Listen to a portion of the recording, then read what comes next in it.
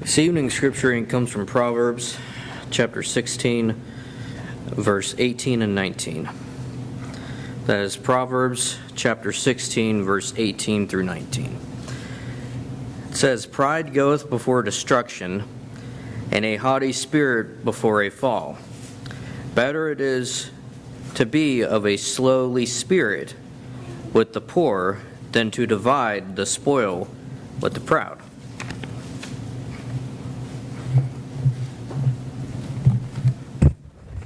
Good evening. In this long series, we've been studying the books of Ezra, Nehemiah, and Esther for this time period. Ezra 1 through 6 takes place there on your left about 536 to 516 BC. Ezra 7 through 12 takes place about 457 when Ezra leads a delegation back from captivity. And then the book of Nehemiah takes place in 444 BC or around there. In the biblical order, we have Ezra, Nehemiah, and Esther. But in chronological order, we have Ezra, Nehemiah, then back up to Esther. That's the time frame.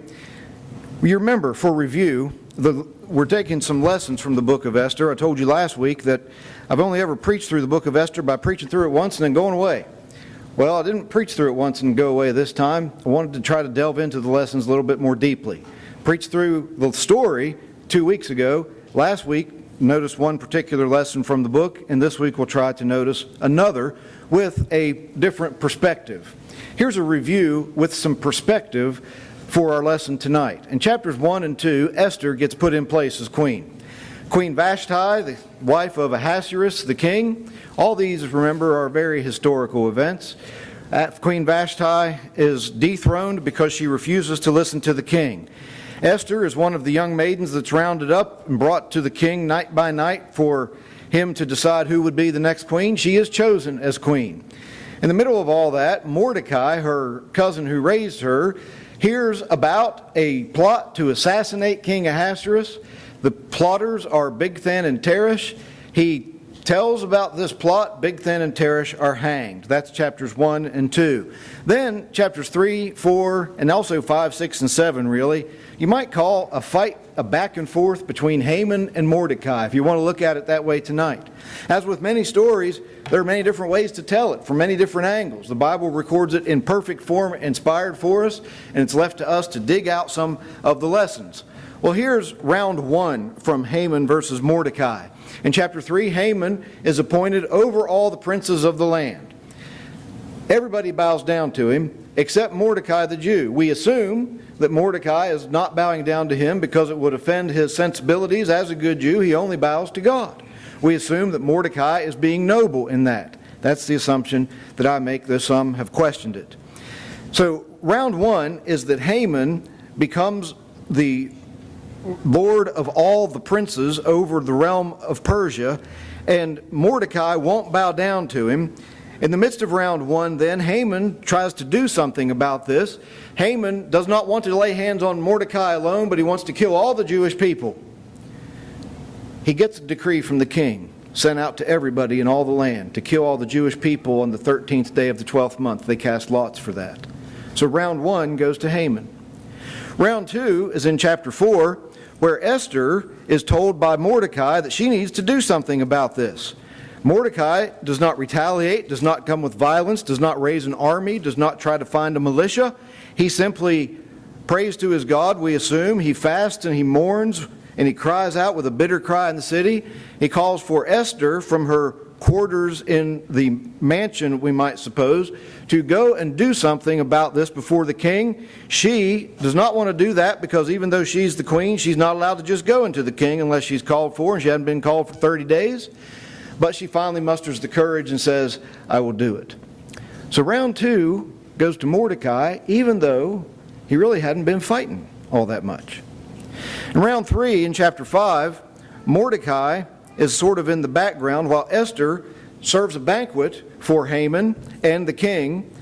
And at the banquet, the king is so pleased with her, he says, whatever you want, I'll give to you, up to half the kingdom. Well, she just says, come back to another banquet the next day. On the way out, Haman is very proud of himself, and everybody bows to him except Mordecai. Haman goes home pouting, and his wife says, well, you need to build a gallows before Mordecai, and in the morning suggests to him that Mordecai is hung on it. So round 3, you might call a draw. Haman has his plan, but Mordecai has stood his ground. And then in round 4, in chapter 6, the banquet comes about, but not before, early in the morning, Haman is there ready to offer his advice that Mordecai be hanged, but also the king's been up all night. Someone's been reading to him the Chronicles of the King, and he's found out that Mordecai has saved his life at one point. So Haman's standing out in the court, and the king says, Haman, what should we do for the man whom the king delights to honor? Haman, thinking the king wants to honor him, trumps up all these big things he wants done, get a royal robe, put him on the royal horse, have one of the king's best men lead him around and say, thus it shall be done for the man whom the king delights to honor. And the king surprises Haman by saying, well, you go do that for Mordecai. So round 4 goes to Mordecai, but once again, he hasn't done the fighting. God has. He's just humbled himself before his God. And then you might say that chapter 7, 8, 9, and 10 just really give the whole match, the whole shebang to Mordecai. Haman is eventually hanged instead of Mordecai on the gallows that were built for Mordecai. All of the estate of the person of Haman goes over to Esther, and Mordecai is raised to the second in the land, and he sends out a decree. And Esther sends out a decree, and they have all the authority now that Haman used to have. So situations are reversed. But there's an ugly aftermath that takes place. Chapter 9, starting in verse 5. Then the Jews defeated all their enemies with the stroke of the sword. Remember, Haman had sent out decrees to kill all the Jews, but Esther had secured the king's decree that the Jews were allowed to defend themselves, and so they did. Thus the Jews defeated all their enemies with the stroke of the sword, with slaughter and destruction, and did what they pleased with those who hated them. And in Shushan the citadel, the Jews killed and destroyed 500 men. 500 guys are going home no longer. Their wives and their children won't have them. Also Parshandatha, Dalphon, Aspatha, Poratha, Adalia, Aridatha, Parmashta, Adrasai, Aradai, and Vajasatha, the 10 sons of Haman, the son of Hammedatha, the enemy of the Jews, they killed. They killed his 10 sons. They wiped his family, at least the male side, off the face of the earth. On that day, verse 11, the number of those who were killed in Shushan the citadel was brought to the king, and the king said to Queen Esther, the Jews have killed and destroyed 500 men in Shushan the citadel and the 10 sons of Haman. What have they done in the rest of the king's provinces? He wants to know. Now what is your petition? It shall be granted to you, or your further request, it shall be done. Esther asks for one more day of killing in the citadel. And in verse 15, it's reported that they've killed 300 more the next day. It sounds like I'm faulting them. I'm not. I'm only making that point to say that there's a fallout when someone lifts himself up in pride the way that Haman did. Let's go into the lesson. The lesson for tonight out of the book of Esther, one of the most prominent lessons there is out of the book of Esther, is pride. First of all, Haman was lifted up in pride. There's nothing wrong with being promoted to a new position. Nothing wrong with being promoted to second in the land. Joseph had that in Egypt. What's wrong is being overtaken with pride, whether you're the second in the land or the last in the land. Pride goes before destruction, and a haughty spirit before a fall. Can you see that in the life of Haman? He was lifted up. Everybody was bowing to him, but because he let Mordecai stick in him, because he wouldn't just let it go that Mordecai wouldn't bow to him, he's brought so low that he's hanged with great irony on the gallows that he built for Mordecai, and his sons are killed by the Jews that he wanted killed. Everything falls apart for Haman because of his pride. Proverbs 11 verse 2, when pride comes, then comes shame, but with the humble is wisdom. Proverbs 29 verse 23, a man's pride will bring him low, but the humble in spirit will retain honor. There's personal fallout for Haman due to his pride in this book. But then also, note there's a whole lot of death and destruction because of pride. Those 500 men that first day in Shushan the citadel wouldn't have had to die. If Haman had never thought that he was all that, if he had never decreed against the Jews, if the Jews wouldn't have had to get Esther to decree against themselves. Matter of fact, you can back up further. If King Ahasuerus would have been a little more accommodating to Queen Vashti and not tried to make her show her beauty in front of all the drunken men he was with, pride got a whole bunch of people killed. You can't trace it directly, but you sure can indirectly. Haman's 10 sons would still be living. He'd still be going home to dinner. They'd be having dinners together with their wives and their families. They could feast on their own humility. But they're no longer because of Haman's pride. Pride has a fallout that sometimes you don't connect. And pride has a fallout in our world that we can't definitely connect because we don't have everything revealed to us the way it's revealed in the time of Esther. But you might wonder how many people might not be killed in the Ukraine if it weren't for the pride of Russian leaders. Or you could do that back and forth with about any war that there is, I suppose. How much destruction might have been avoided if it weren't for the pride of men and women who get in power, I suppose mainly men who get in power.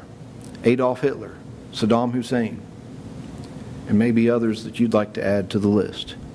Psalm 10 verse 2 then has this to say, "The wicked in his pride persecutes the poor." Do you ever notice that in our world? The wicked in his pride persecutes the poor. Here's then the prayer of the psalmist. Let them, that is the wicked, be caught in the plots which they have devised. Dear God, they're plotting to kill the poor. They're plotting to take it out on the disadvantaged. They're plotting to take it out on the helpless because of their pride. Let them be caught in their own plots. Turn their plots back on them. And thus we have the prayers in Psalm 36 verse 11, where the psalmist has opened the passage by saying how evil people are in this world. He says in verse 11, "Let not the foot of pride come against me, and let not the hand of the wicked drive me away." Generally when you fight with your feet and your hands. Let not the foot of pride come against me. Let not the hand of the wicked drive me away. Let me stand strong in the face of those who are proud. Psalm 59 verse 12, "For the sin of their mouth and the word of their lips, let them even be taken in their pride, and for the cursing and lying which they speak." Another imprecatory psalm where the psalmist is saying, all these people are evil, all these people are against us. Now, Lord, let them get what they deserve. Let them be taken in their pride for their cursing and lying which they speak. The Bible gives several examples of pride. Another one that stands out, we won't be able to note all of them tonight, but just a few. One that stands out is one of the latter kings of Judah, Uzzah.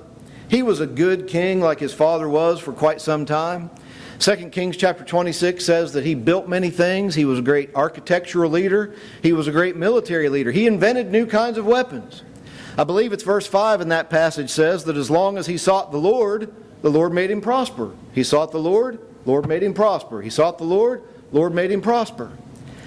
But then you come down to verse 15 and you find the end of the discussion of his good works and the beginning of a discussion of what he did wrong when he was lifted up in pride. Verse 15, "And he made devices in Jerusalem, invented by skillful men, to be on the towers and the corners, to shoot arrows and large stones. So his fame spread far and wide, for he was," I love this phrase, "marvelously helped till he became strong." Who helped him? God. That's in the passive sentence. Microsoft Word wouldn't like that. It'd say use the active voice, passive voice. He was marvelously helped. Well, who did that? The implication is that God did that. How long was he helped? Till he became very strong. Then read verse 16. "But when he was strong, his heart was lifted up to his destruction, for he transgressed against the Lord his God by entering the temple of the Lord to burn incense on the altar of incense." You have to read the rest of the passage to find out what's wrong with that, but you Bible students already know. He was not a Levite. He was not a priest. He was not one of the sons of Aaron. He was not even of the tribe of Levi.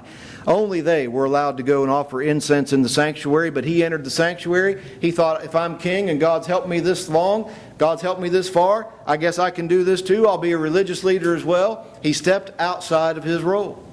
Absolute power corrupts absolutely, they say, and it took its place with Uzzah. He was marvelously helped till he became strong, but when he was strong, his heart was lifted up. 80 valiant priests came into the temple that day to tell him, "King, you're not allowed to be here." Not fearing for their own lives, or if they feared for their own lives, overcoming the fear to do what was right in the sight of God. "King, the one with power to put us to death, King, the one with almighty control, King, you're not allowed to be here." And as they spoke, leprosy miraculously broke out on his forehead. He was a leper till the day of his death, living in an isolated house. He was a great king, helping the people, doing what was right, building things, making employment soar. But then he was lifted up in pride, and everything fell apart. Another example of pride in the Bible is Sodom. You know him for something else, but here's what Ezekiel 16 verse 49 says. "Look, this was the iniquity of your sister Sodom." The Lord is insulting Judah by telling them they're just like Sodom and Gomorrah. "This was the iniquity of your sister Sodom. She and her daughter had pride, fullness of food, and abundance of idleness. Neither did she strengthen the hand of the poor and needy." Now, there are a lot in the LGBTQ movement that tell us, see, God didn't punish Sodom for what happened back there in the book of Genesis. They didn't punish them for the homosexuality. He punished them because they were proud. I'd want to ask those who say that, what do you call your flag? Pride flag. What do you call your month? A pride month. It goes together, you see. And they were condemned for all of those things. And then you have Nebuchadnezzar and the nations. Nebuchadnezzar had a lot of chances to believe in God. Some people think that maybe at the end of his life he did believe in God, and maybe he might even be saved. There are clues led along the way.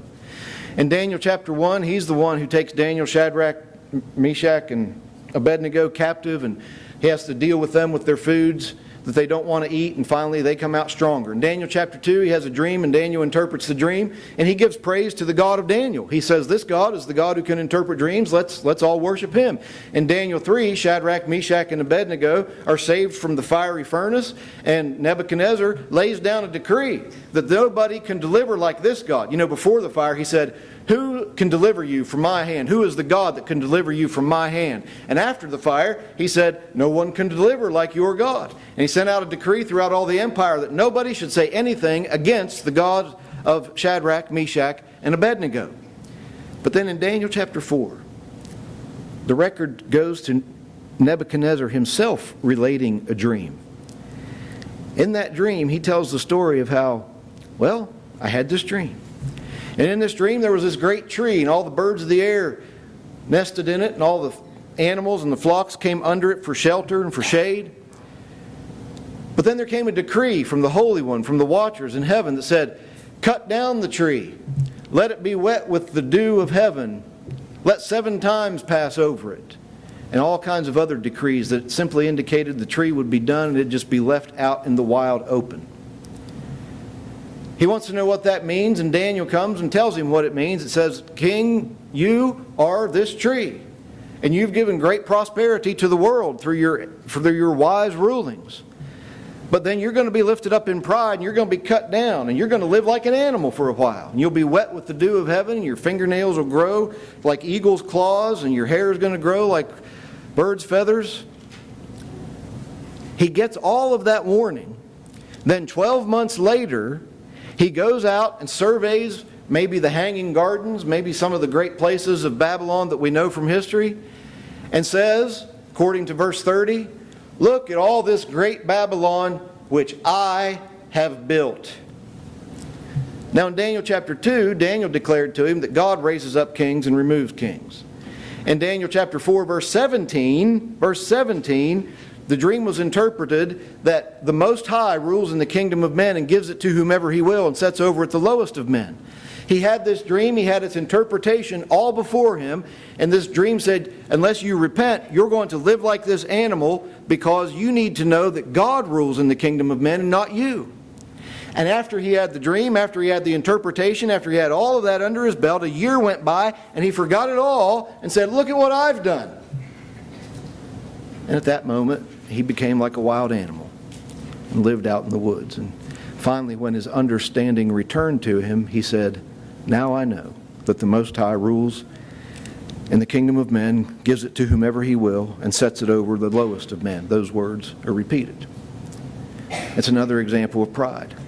There's a parable that Jesus tells in Luke chapter 14, verses 7 through 11, about how people were choosing the best place. He comes to this place and he realizes that people were choosing the best places. It would be like up here at the school of preaching, if we're having a dinner, everybody would want to sit at the head table. Nobody wants to sit there because everybody watches you eat while they go by looking, right, Cliff? You understand that? Cliff will never sit there because of that. I don't like sitting there. But it would be as if everybody was jockeying for position to get at the best seats. We're going to be someplace better. Or at the Super Bowl, everybody's trying to get to the 50-yard line. But at this wedding feast, the parable was that some people got in and they got to the best places and somebody had to come and tap them on the shoulder and say, "Move back down. There's somebody here more important than you." So Jesus said in his parable, when you get to something like that, you go to the lowest place. So if you have to move up. They have to ask you to move up. You go to the lowest place. You humble yourself. He finished the parable with these words in verse 11 of Luke 14. "For whoever exalts himself will be humbled, and he who humbles himself will be exalted." And then the other parable that Jesus told about pride that we'll study tonight is about that Pharisee in Luke chapter 18, verses 9 through 14. He spoke this parable to some who trusted in themselves that they were righteous and despised others. That describes the Pharisees right there. They were self-righteous people. They trusted in themselves that they were righteous. They looked down their noses at other people. They did not say, "There, but for the grace of God go I." They did not say that they wanted to try to help people out of the misery that was coming because of their sin. They just said, "Look at how much better I did than that person, and God must love me more." That sort of thing was their attitude. So Jesus told this parable about two men who went to the temple to pray, one a Pharisee and the other a tax collector. Pharisee was the religious leader of the day. The tax collector was the most hated man you could possibly have, because not only was he a tax collector, but they were mostly cheating tax collectors that robbed the people, defrauded them, demanded more than they actually needed because they had the power to do so, and Rome didn't care, just looked the other way as long as they got their money. So you have the religious leader and the hated, despised sinner praying in the temple. The Pharisee stood up and prayed thus with himself, "God, I thank you that I'm not like other men, extortioners, unjust, adulterers. And God, I especially thank you I'm not like this tax collector." I'm extrapolating a little bit, but that builds to that point, that parable does. "I fast twice a week. God, let me tell you everything I do," as if God doesn't know. "I fast twice a week. I give tithes of all that I possess." That's the Pharisee's prayer. But the tax collector, standing afar off, would not so much as raise his eyes to heaven, but beat his breast, saying, "God, be merciful to me, a sinner." Jesus says, "I tell you, this man went down to his house justified rather than the other." Then he repeated those words, "For everyone who exalts himself will be humbled, and he who humbles himself will be exalted." It's a hard thing to remember, but in the kingdom of Christ, that's what it's supposed to all be about. I'm tripped up by it. I don't know if you are or not, but I'm tripped up by it from time to time. Clarence DeLoach, one of the great gospel preachers of our time, who's still preaching in his 80s down in Tennessee, used to say, "There's an I in the middle of every sin." A big I in the middle of every sin. Some people might find that corny, some people might find that cliche, but I find it to be an awfully good reminder that if I'm thinking about something, doing something wrong, it traces back to what I want rather than what God wants, what I think I should have rather than me trying to serve other people. 1 John chapter 2, verses 15 through 17. "Do not love the world or the things in the world. If anyone loves the world, the love of the Father is not in him. For all that is in the world, the lust of the flesh, the lust of the eyes, and the pride of life, is not of the Father, but is of the world. And the world is passing away, and the lust of it. But he who does the will of God abides forever." Where do you see pride? You see it in just about everything everybody does, don't you? You see it in the movement we mentioned a few moments ago.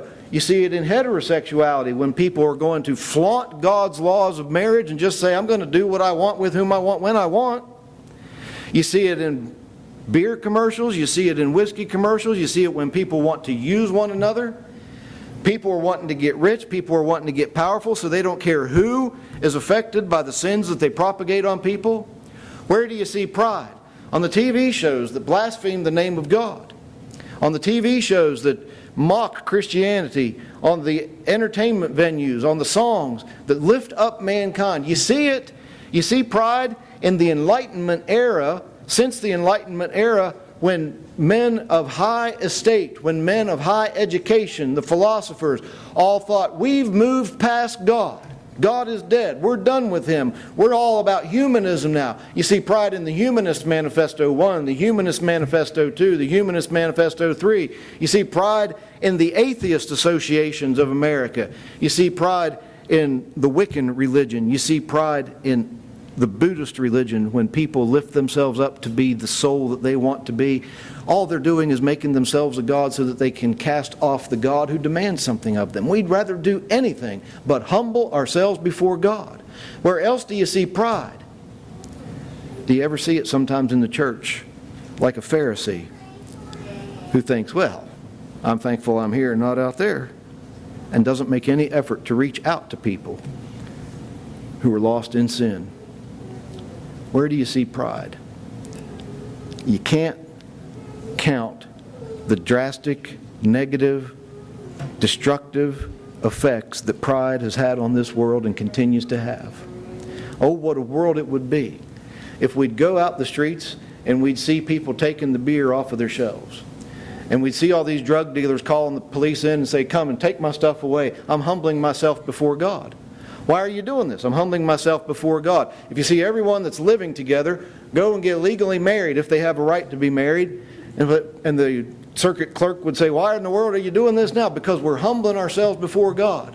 Can you imagine being in Nineveh when Jonah finally got there and preached, after he lifted himself up in pride and went the other way? When he finally got to Nineveh and preached, yet 40 days and Nineveh will be overthrown, the king and everybody on down humbled themselves and bought their nation 100 more years before they were destroyed. Because they let their pride go. Their pride came down. Pride is very destructive. Satan appealed to Eve's pride in the Garden of Eden right from the very beginning. She saw that the tree was good for food, that it was pleasant to the eyes, lust of the flesh and lust of the eyes, and it was desirable to make one wise. Why did she think that? Genesis 3 verse 6. Because Satan had told her, well, God knows that in the day that you eat of this tree of the knowledge of good and evil, you'll be wise like Him. God doesn't want any competition. God doesn't want you up there with Him. That's what He's implying. And so her pride worked with the lust of the flesh and the lust of the eyes to get her to bring sin, her and Adam to bring sin into the world. When it destroys everything it touches. There's an eye in the middle of every sin. We have to beware of the demon of pride, if you will, allow that figure of speech, lest it come into our lives, no matter how long we've been Christians, no matter how good we might think we might be. The devil never stops working. I heard one guy years and years ago say, you might get past this temptation. He's talking to a group of young people. You might get past this temptation. You might get past that temptation. And then here's where the devil gets you. He slaps you on the backside of the head. You get past that temptation and you think, look at me. I got past that. And then he's got you with pride. We've got to be careful of pride. Haman destroyed a whole lot of lives because of pride. God overcame. We'll study that too. But now focus on how pride destroys. Pride goes before destruction and a haughty spirit before a fall. How many people won't obey the gospel because they're proud? Do you suppose? I suppose everybody that knows the gospel that won't obey it, it's traced back to pride at some point, isn't it? And what about people that have obeyed the gospel and they know they're in sin and they just treat church as if it's just a thing to do once in a while? Or they're very neglectful? Or they're just outright rebellious against God? Why? Pride. And why won't they come back? Pride. Why won't they ask for forgiveness from their brothers and sisters in Christ and ask their brothers and sisters in Christ to pray to the Lord with them and for them? Pride. And back to the first point, why won't people be baptized into Christ upon the confession of their sins and their repentance? Pride. Put away the pride. Humble yourselves in the sight of the Lord, and He will lift you up. James chapter 4, verse 10. If we could help you tonight, please come as we stand and sing.